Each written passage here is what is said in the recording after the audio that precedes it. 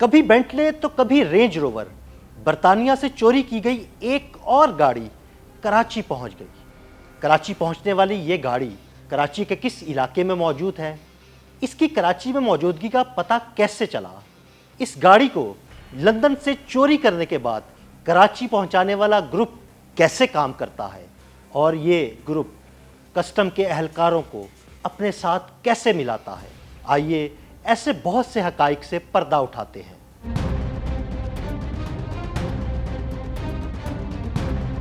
یہ کہانی شروع ہوئی 22 نومبر 2022 کو، جب برطانیہ کے علاقے ہیرو گیٹ سے ایک سیاہ رنگ کی قیمتی رینج روور چوری ہوئی۔ گاڑی کے مالک نے پولیس کو شکایت کی، مقدمہ درج ہوا اور پھر گاڑی کی تلاش شروع ہوئی، لیکن تمام تر کوششوں کے باوجود UK پولیس چوری شدہ رینج روور کو تلاش نہ کر سکی۔ لیکن برطانوی پولیس کے ہوش اس وقت اڑ گئے جب چوری شدہ رینج روور کی پاکستان کے شہر کراچی کے علاقے صدر میں موجودگی کا انکشاف ہوا۔ UK پولیس نے انٹرپول مانچسٹر کے ذریعے سندھ پولیس کو خط لکھا، جس میں درخواست کی گئی کہ پاکستانی پولیس گاڑی کی برآمدگی میں مدد کرے۔ خط میں بتایا گیا کہ گاڑی میں لگے ٹریکر کا رابطہ لیڈز میں منقطع ہوا، لیکن اس کا آخری پتہ 11 فروری 2025 کو کورنگی روڈ، اعظم بستی، صدر میں ملا۔ سندھ پولیس کو جیسے ہی برطانیہ سے گاڑی چوری کا خط ملا تو وہ حرکت میں آئی اور تلاش شروع کر دی، اور اس سلسلے میں مختلف علاقوں میں چھاپے بھی مارے جا رہے ہیں۔ انٹرپول کے SMV ڈیٹا بیس میں بھی گاڑی کی مکمل تفصیلات موجود ہیں۔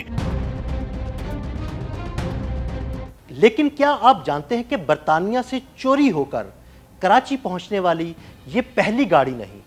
اس سے پہلے بھی برطانیہ سے ایک مہنگی گاڑی چوری کیے جانے کے بعد پاکستان پہنچائی گئی اور کراچی کے علاقے سے برآمد کی گئی۔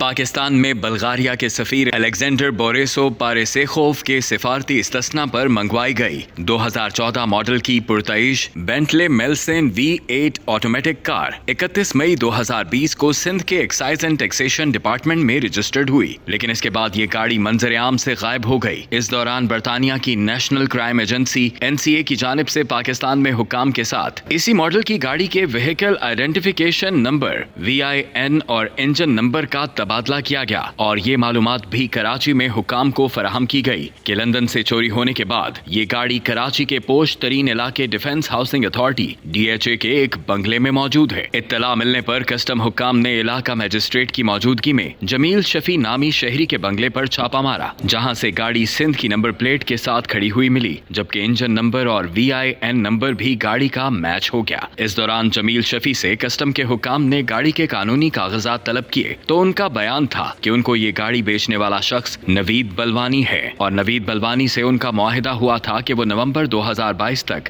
گاڑی کے تمام مطلوبہ کاغذات پورے کر کے جمیل شفیع کے حوالے کر دیں گے۔ کسٹم حکام نے قابل اطمینان جواب نہ دینے پر جمیل شفیع کو گرفتار کیا اور گاڑی بھی قبضے میں لے لی۔ اس دوران کسٹم حکام نے قانونی دستاویزات پیش نہ کرنے پر نوید بلوانی کو بھی گرفتار کیا۔